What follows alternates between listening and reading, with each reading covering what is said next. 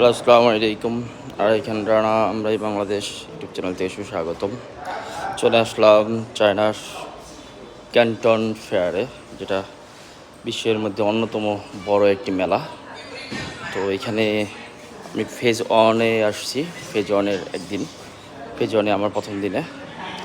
তো এখানে আসলে ঘুরতে গেলে অনেক সময় লাগে, অনেক বড় কিছু, অনেক বড় পরিসরের মেলা।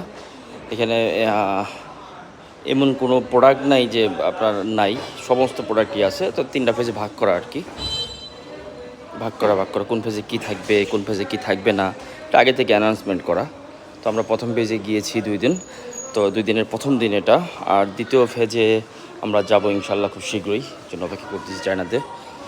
তো আসলেই এরা অনেক গোছালো, এরা অনেক ব্যবসায়িক বান্ধব, এবং এরাদের কাছ থেকে ব্যবসার অনেক কিছু শেখার আছে।